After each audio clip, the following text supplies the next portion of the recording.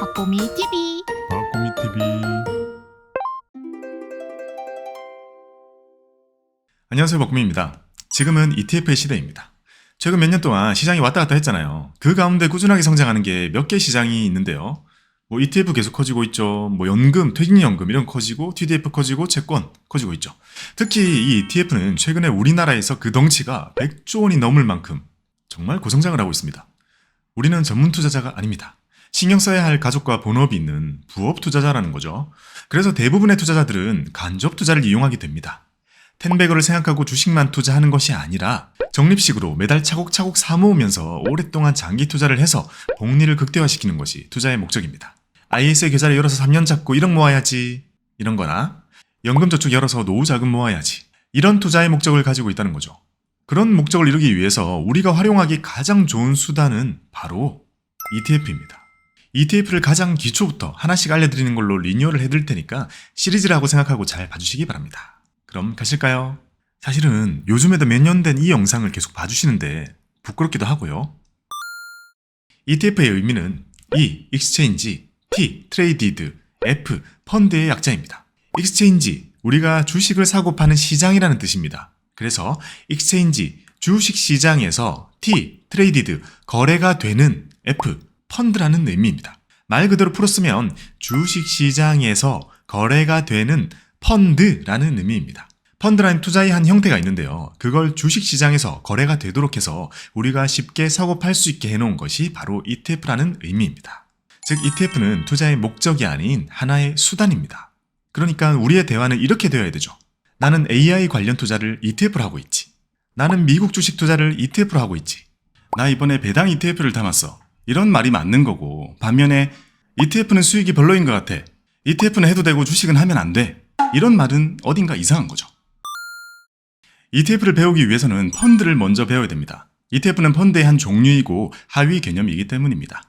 주식시장에서 거래가 되는 펀드를 ETF라고 부르고 주식시장에서 거래가 되지 않는 펀드를 일반 펀드라고 부르는 겁니다. 그러니 펀드를 공부하면서 이게 곧 ETF의 내용이구나 라고 생각하시면 됩니다. 그럼 다시 펀드란 FUND, 투자를 위한 돈 뭉치라는 의미입니다. 그림으로 간단하게 설명드리겠습니다. 여기 펀드라는 커다란 돈 주머니가 있습니다. 그리고 펀드를 관리하는 펀드 매니저가 있죠. 그리고 여기 우리 투자자가 있습니다. 우리가 혼자 투자를 다 알아서 하려고 하면 어떤 걸 골라서 얼마나 투자를 해야 할지 정말 정하기 어렵죠.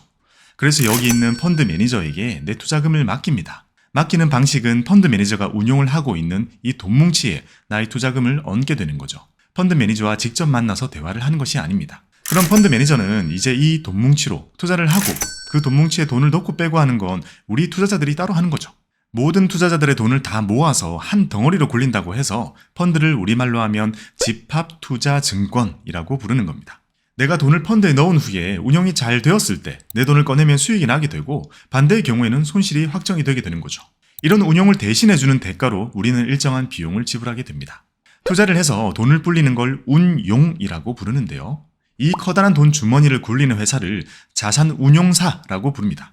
그리고 자산운용사 안에는 수많은 펀드와 펀드 매니저가 있습니다. 그리고 그 수많은 펀드 중에 상당수는 ETF라는 형태로 만들어져 있는 거죠. 자산운용사에서 ETF를 만드는데요. 회사 이름을 그대로 붙이기보다 ETF 전용 브랜드를 따로 만들어서 씁니다. 우리나라의 ETF 브랜드들을 쭉 소개를 드릴게요. 크기 순서라고 보시면 돼요.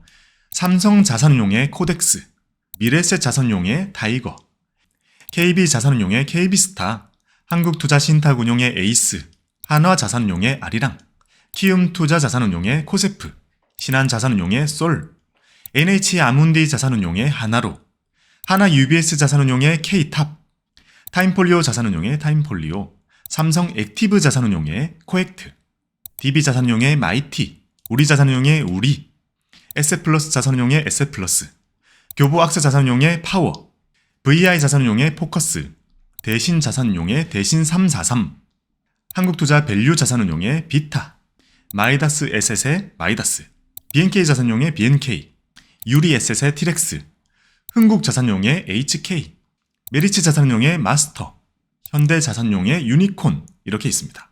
미국은 우리보다 훨씬 많은데요. 우리가 실제로 만날 만한 대표적인 것들 몇 개 보면요. 블랙록 자산용의 아이쉐어스, 뱅가드의 뱅가드, 스테이트 스트릿의 SPDR, 인베스코의 인베스코, 찰스 슈왑의 슈왑 이런 게 있습니다. ETF의 첫 번째 장점은 누가 대신해 준다는 겁니다.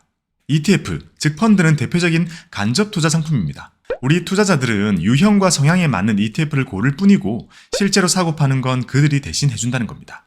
우리는 자금을 대는 투자자가 되는 거고 주식, 채권, 부동산, 원자재 이런 걸 세세하게 분석하고 사고 파는 건 다른 사람이 하는 거죠. 그래서 ETF를 사고 나면 딱히 내가 할 수 있는 일이 별로 없습니다. 내 돈 잘 굴려주고 있는지 지켜보는 것이 전부입니다. 잘 하는 것 같으면 투자금 더 넣어주는 거고 영 하는 게 시원찮으면 돈을 빼는 거죠. 축구 감독이 직접 경기에 참가하지는 않죠. 격투기를 할 때도 뒤에 세컨에 봐주죠. 건축가가 설계를 하면 토목기사가 그걸 실제로 짓습니다. 항상 방향을 정하는 사람과 실행을 하는 사람은 나뉘어 있기 마련이죠. ETF 투자에 있어서 우리는 방향을 정하는 사람이 되고 그 방향대로 잘 가도록 실제로 매매를 하는 건 다른 사람이 한다는 겁니다. 투자를 시작하고 나서 내 손으로 모든 걸 하기엔 상당한 공부와 노력이 필요합니다. 물론 박고미TV와 함께라면 가능하지만요. 내 실력이 올라오기 전까지 우리에게 투자를 할 수 있게 도와주는 건 ETF가 있기 때문에 가능한 겁니다. 우리나라에 있는 주식만 해도 2,000개가 훌쩍 넘습니다. 미국에 있는 것까지 합하면 수만 가지가 됩니다. 이 많은 것 중에 유망해 보이는 걸 내가 직접 골라내지 못해도 ETF 안에는 이미 대표성 있는 것들, 유망해 보이는 것들 이런 걸 알아서 분석하고 골라주고 담아놨기 때문에 ETF는 대부분의 투자자들에게는 좋은 투자의 기회를 제공해줍니다. 일부 투자자들은요. 아니 그 어렵지도 않은 걸 왜 비용을 내고 해? 라고 생각하기도 하는데요. 하지만 본인이 생각하는 것처럼 남들도 다 그렇지는 않습니다. ETF의 두 번째 장점은 여러 가지가 섞여 있는 묶음 상품이라는 겁니다. 우리가 만약 5,000원을 가지고 분식집에 갔다고 가정을 해봅시다. 떡볶이가 1인분 3,000원, 순대도 1인분에 3,000원, 튀김도 1인분에 3,000원 이렇게 적혀 있으면 너무 슬프죠. 다 먹고 싶은데 5,000원 뿐이면 하나를 골라야 되잖아요. 근데 그 옆에 딱 내가 원하던 메뉴가 있습니다. 떡튀순 세트 5,000원. 떡볶이 조금, 순대 조금, 튀김을 조금 섞어가지고 5,000원에 세트를 팔고 있는 겁니다. ETF도 비슷합니다.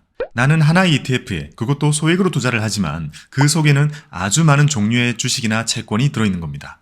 우리는 투자를 하기 전부터 이런 말을 들어보셨을 겁니다. 계란을 한 바구니에 담지 마라. 한두 개의 기업에 나의 운명을 다 맡기지 말라는 뜻이죠. 기업은 예상할 수 없는 일로 갑자기 확 꺾이거나 심지어 없어지기도 합니다. 개별적인 기업의 위험을 줄이기 위해서 여러 개의 기업에 골고루 분산 투자를 하는 것이 반드시 필요합니다. 그런 점에서 펀드는 애초에 한 개의 주식을 많이 못 담게 돼 있습니다. 분산 투자가 의무화되어 있다는 거죠. 그게 우리의 마음을 편하게 해줄 겁니다. 만원짜리 ETF 하나 사고 나는 100개의 회사를 가지고 있어 이렇게 얘기할 수 있는 거죠. ETF의 장점은 소액으로 투자를 할 수 있게 해준다는 겁니다. 주식을 살 때는 한 주의 가격이 비싸서 원하는 만큼 못 사는 경우가 많습니다. 몇십만 원짜리 주식도 있고 100만 원이 넘는 것도 있고 바다 건너 미국에는 한 주에 억 단위 주식도 있습니다. 하지만 ETF는 그런 비싼 주식들을 싹 모은 후에 하나의 덩어리로 만들고 다시 이 덩어리를 잘게 쪼개서 거래를 하기 때문에 소액으로 다 살 수 있게 되는 거죠. 이렇게 우리가 주로 보는 ETF들 가격 보면 아주 쌉니다. 대부분 만 원대로 살 수 있죠. 만 원을 주고 ETF를 샀다면 그 안에 우주가 들어있는 거죠. ETF의 네 번째 장점은 초보도 고르기 편하다는 겁니다. ETF는 묶음 상품입니다. 그 속에 들어있는 수많은 기업들 하나하나에 대해서는 자세히 모르더라도 이 묶음 전체가 가지는 성격은 알기 쉽습니다. 그래서 초보도 투자를 할 수 있는 거죠. 예를 들면 방탄 선생님, 블리핑 선생님처럼 수많은 아이돌 그룹들이 있는데 어떤 그룹이 세계 무대에서 성공할지는 잘 모르겠죠. 근데 적어도 K-팝은 계속 성장할 것 같다. 이런 생각을 한다면 K-팝 ETF를 사면 됩니다. 또 세상이 어떻게 바뀌어도 미국은 계속 건재하고 계속 대장일 것 같은데 애플을 살지 아마존을 살지 구글을 살지 이런 걸 잘 모르겠다면 그냥 미국 ETF를 사면 됩니다. 아주 전문적인 지식을 가지고 있지 않아도 우리가 평소에 충분히 관심을 가지고 상상하며 그려본 적 있는 미래에 그 그림에는 충분히 투자를 할 수 있는 거죠. 월드 인덱스라는 것도 있습니다. 지구를 통째로 사는 거죠. ETF의 다섯 번째 장점은 실시간으로 거래가 된다는 겁니다. 원래 일반 펀드는 사고 파는 게 시간이 좀 걸리는데요. 이 ETF라는 친구는 펀드를 주식시장에 상장을 시켜놨기 때문에 거래는 주식처럼 됩니다. 아침 9시부터 오후 3시 반까지 그 사이에 내가 사고 싶으면 바로 사고 내가 팔고 싶으면 바로 팔 수 있다는 겁니다. 물론 주식처럼 결제는 2일 뒤에 되니까 출금은 그때 할 수 있는 건 똑같습니다. 그래서 주식을 거래해본 적이 있는 사람이라면 어렵지 않게 ETF를 살 수 있는 거죠. 바로 사고 팔 수 있는 게 분명 장점인데 이게 단타가 되니까 이게 단점 같기도 하고 ETF의 여섯 번째 장점은 어려운 투자를 쉽게 해준다는 겁니다. 은근히 어려운 투자가 많습니다. 미국 주식을 사려면 달러로 바꿔가지고 야밤에 투자를 해야 하고, 베트남이나 인도 주식을 사려면 제대로 본 적도 없는 화폐로 바꿔야 되죠. 금이나 은을 사려면 보관이 문제고, 원유를 사려고 하면 보관 이전에 배송이 문제입니다. 이런 것들도 모두 투자의 대상인데 막상 하려고 하면 제약이 많죠. 이런 어려움들도 ETF로 싹 해결이 가능합니다. 미국 주식을 담아놓은 ETF는 우리 시간으로 살 수 있고요. 금을 담고 있는 ETF, 은을 담고 있는 ETF, 원유를 담고 있는 ETF, 뭐가 들어있던 간에 우리는 쉽게 살 수 있습니다. 계좌 속에 숫자로 가지고 있을 수 있는 거죠. 그 자산에 투자하는 것과 동일한 효과를 ETF를 가지고 있다는 것만으로도 누릴 수 있습니다. 방구석에서 클릭 몇 번만으로 전 세계 구석구석 투자를 할 수 있는 포트폴리오를 짤 수 있는 좋은 시대입니다. ETF의 7번째 장점은 뭐가 들어있는지를 매일 투명하게 볼 수 있다는 겁니다. 우리가 다루는 수많은 금융상품 중에서 막상 지금 이 순간에 그 안에 뭐가 들어있는지 볼 수 없는 것들도 많습니다. 근데 ETF는 매일 그 안에 들어있는 걸 공개하도록 의무화되어 있습니다. 내가 가지고 있는 ETF의 홈페이지에 들어가면 내가 지금 갖고 있는 ETF 안에 이런 게 들어있구나 라고 바로 확인을 할 수 있습니다. 매일매일 이렇게 공개가 된다는 것은 혹시 내 돈이 어만들어 흘러 들어가는 것이 아닌가, 이런 걱정은 안 해도 된다는 거죠. 그런 걱정시킬 만한 일들이 있었어요. ETF는 이렇게 장점이 많습니다. 그러니까 지금 금융시장을 휩쓸고 있는 거죠. 근데 장점만 있는 금융상품이 어디 있겠습니까? 반드시 기억해야 되는 유의사항들을 체크해봅시다. ETF를 투자할 때 우리가 유의해야 될 첫 번째 사항은 오차가 있다는 겁니다. 대부분의 ETF는 특정한 지수라는 것을 따라가도록 세팅이 되어 있습니다. 나스닥을 따라가든 코스피를 따라가든 니케이를 따라가든 그게 오차가 있을 수 있다는 겁니다. 예를 들어 나스닥은 10% 올랐는데 내가 갖고 있는 나스닥 ETF는 9%만 오를 수 있다는 겁니다. ETF가 지수를 쫓아가기는 하는데 이것도 또 하나의 주식 종목으로 거래가 되기 때문에 이렇게 잘 따라가는 것과 별개로 살라고 하는 사람들이 많으면 더 높은 가격으로 거래가 될 거고, 팔려고 하는 사람들이 많으면 더 낮은 가격으로 거래가 되게 됩니다. 우리가 정상이라고 생각하는 것보다 더요. 또 ETF가 운용되는 과정에서는 이런저런 비용들이 많이 들어가게 됩니다. 그런 것들도 조금씩 영향을 주면서 누적이 되어서 오차가 생길 수 있다는 거죠. 내가 투자를 시작하면서 딱 생각한 그대로 동일한 결과가 나오지 않을 수 있다는 걸 꼭 기억해야 됩니다. 보통은 주식이 담겨있는 ETF보다는요, 원자재가 담겨있거나 아니면 레버리지 ETF 같은 그런 것들이 차이가 더 크니까 더 유심히 조심을 해야 됩니다. ETF를 투자할 때 유의해야 될 두 번째 사항은요, 상장 폐지가 될 수 있다는 겁니다. 주식시장에서 거래가 되도록 하는 걸 상장한다라고 표현하는데요. ETF는 펀드를 상장시켜 놓은 거라고 배웠죠. 그러니까 상장 폐지도 될 수 있는 겁니다. 주식이 주식시장에서 계속 거래가 되기 위해서는 여러 가지 요건들을 계속 충족을 해야 되는데요. 그걸 못 지키면 상장 폐지가 됩니다. 상폐된다고 하죠. ETF도 이런 상장 폐지 요건이 따로 있습니다. 오차가 너무 커지거나 규모가 너무 작아지거나 아니면 아무도 이걸 거래 안 하거나 이런 경우에는 ETF도 상장 폐지가 됩니다. 주식이 상장 폐지가 되는 건 보통 회사가 거의 망하는 걸 뜻합니다. 하지만 ETF가 상장 폐지되는 건 막 손실이 커진다 이런 개념이 아니라서 걱정은 덜 해도 되지만 그래도 피곤하니까 너무 작은 ETF는 피하는 것이 좋습니다. ETF를 투자할 때 유의해야 될 세 번째 사항은 비용이 든다는 겁니다. 지금까지 쭉 말씀드린 이런 많은 장점들을 누리기 위해서는 우리는 소정의 비용을 지불해야 됩니다. 다양한 비용이 들어가는데 표면적으로는 펀드 보수라고 딱 적혀 있습니다. 연 몇 퍼센트 이렇게 적혀 있고 내 투자금의 크기에 대비해서 이 퍼센트만큼의 비용을 내가 내게 된다는 거죠. 이 비용은 내가 따로 내는 것이 아니라 펀드의 수익률에 자연스럽게 녹아나게 됩니다. 내가 딱 내는 것이 아니라서 놓치기 쉬운데요. 펀드의 비용은 아주 작은 차이겠지만 우리가 투자를 오래 하면 할수록 점점 나의 수익률에 영향을 주게 되니까 이왕 똑같은 걸 투자하는 ETF 중에서는 보수가 낮은 걸 고르시는 것이 좋습니다. 지금까지 ETF의 개념과 장점, 유의사항 등을 정리를 해봤습니다. 가장 기초적인 영상으로 만들었으니까요. 누구나 편히 보실 수 있을 거라고 생각을 합니다.